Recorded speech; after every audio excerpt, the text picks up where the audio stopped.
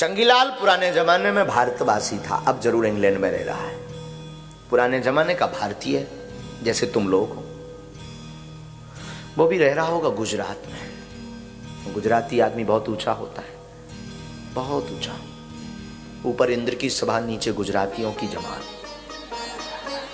बराबर, बराबर टक्कर। काश कभी इंद्र अगर खरीदार बनकर के आए तो वो इंद्र को ही बेच दे। सबसे बड़ी कला अगर किसी में तो वो गुजरातियों में। पूछो कैसे? हम भारत छोड़ने वालों में से नहीं है।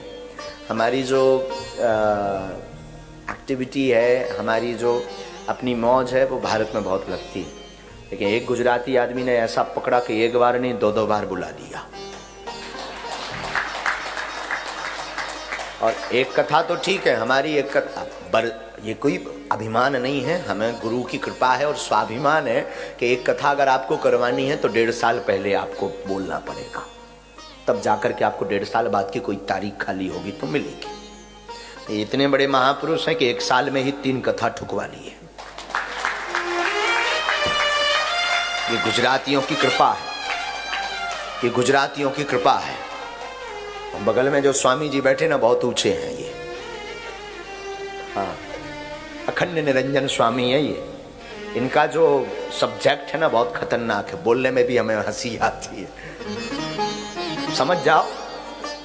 इनकी जो पीएचडी है ना, इन्होंने जो काम पर पीएचडी की है, हम तो मर गए। हमने कहा राम पर बहुत पीएचडी देखी, पहला साधु ऐसा मिला जो। तो हम आपको बता रहे थे गुजराती आदमी बहुत ऊंचा आदमी तो रहा होगा चंगीलाल गुजरात में। इसने एक घोड़ा खरीदा, घोड़ा, और घोड़ा भी ऐसा खरीदा कच्छ तरफ का, भुज तरफ का, कच्छ भुज की तरफ का घोड़ा। वहां का घोड़ा हरी घास खाने की उसकी आदत। चंगीलाल ने खरीदा। अब जून के महीने में हरी घास कहां से मिले, बड़ा परेशान। धोखे से उसी गांव में प्रवचन करने के लिए टिल्लू गुरु आए। चंगीलाल के गुरुजी का नाम टिल्लू गुरु। वो आए। घोड़ा ने 8-10 दिन से भोजन करना बंद किया तो चंगीलाल ने टिल्लू गुरु को प्रार्थना की, रिक्वेस्ट की, निवेदन किया, महाराज जी क्षमा करना, आप कोई अगर ताबीज बनाकर जानते हो तो बताओ। टिल्लू गुरु ने कहा क्यों? हमारे पास एक घोड़ा है, घोड़ा को है हरी घास खाने की आदत। अब जून के महीने में हरी घास कहां से मिले? ऐसी ताबीज बनाओ कि वो सूखी घास खाए। लेकिन टिल्लू गुरु भी साधारण नहीं था, वो भी गुजरात का ही था, अहमदाबाद तरफ का। उसने कहा देखो भाई, हम ऐसे कोई बाबा तो नहीं है कि हम ताबीज आबीज दे दें, मंत्र मंत्र फूक दें। एक उपाय है हमारे पास। क्या? हम तुम्हें एक उपाय बता देते हैं, घोड़े की प्रॉब्लम सॉल्व हो जाएगी। उपाय बताओ। तुम एक काम करो, आंखों का एक चश्मा बनाओ घोड़ा के लिए। उस चश्मे का लेंस हरा डालो, ग्रीन कलर का चश्मा का लेंस। टिल्लू गुरु ने कहा ये कौन सी बड़ी बात है, ये कर देंगे पर प्रॉब्लम सॉल्व होगी। अरे भाई करके तो देख, जा करके देख। कह दिया, आशीर्वाद तथास्तु, वरदान। अब टिल्लू गुरु तो टिल्लू गुरु, पहुंचे हुए महात्मा, ये बात भी कैसे काटे। चंगीलाल बेचारा भागा भागा आया।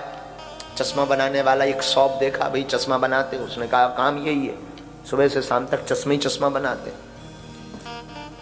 तो सुबह से शाम तक चश्मे ही चश्मा बनाते हैं। तो चंगीलाल ने कहा कि देखो भाई, लाओ इधर आओ। चश्मा वाले ने कहा इधर आओ, नाप दो। अरे बोले हमें अपने लिए नहीं बनवाना, घोड़ा के लिए। थोड़ा मामला अलग है, डिफरेंट। अपने लिए बनवाना होता हम कब का थोड़ा दूसरी साइज। तो और बड़ी बात, उस दुकानदार ने आज तक घोड़े के लिए बनाया ही नहीं था।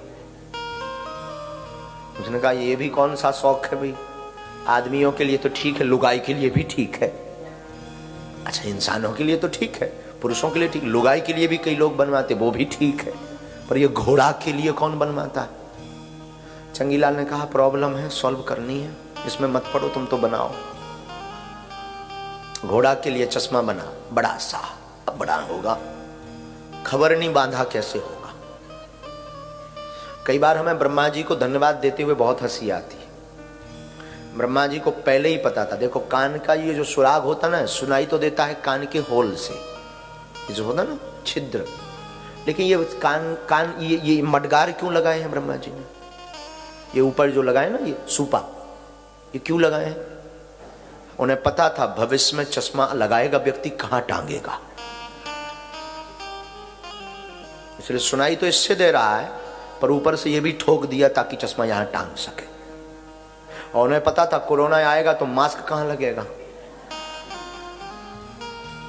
ब्रह्मा जी बहुत चतुर आदमी, तो चंगीलाल ने घोड़ा के लिए चश्मा बनाया।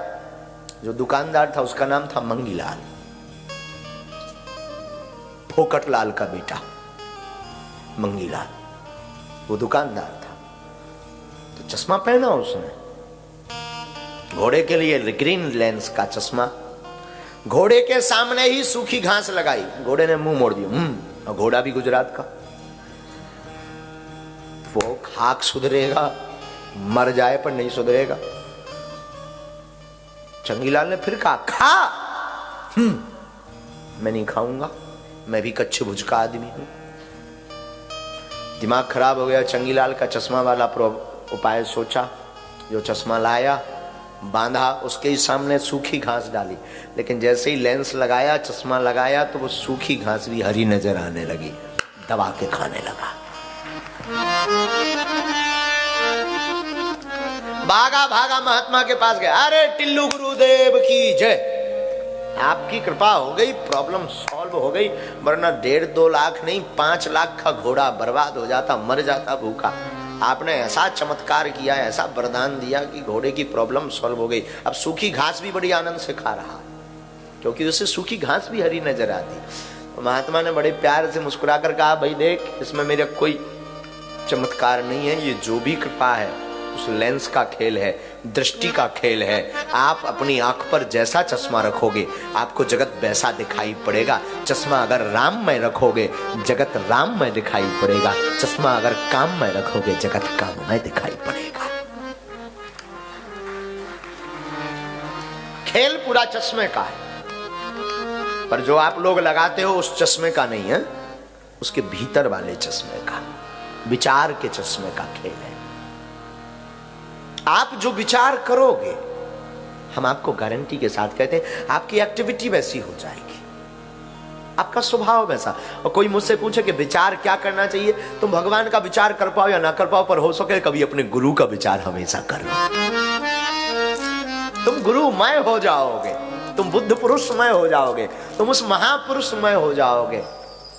और गुरु जरूरी नहीं तुम्हारे कान में मंत्र दे। कल भी सावधान किया, हम फिर आज कहते हैं गुरु वो नहीं है जो कान में मंत्र दे, वो गुरु वो है जिसकी वाणी से, जिसके व्यवहार से, जिसके आचरण से, जिसके स्वभाव से तुम्हारी जिंदगी सुधरने लगे, संभलने लगे, वो गुरु है।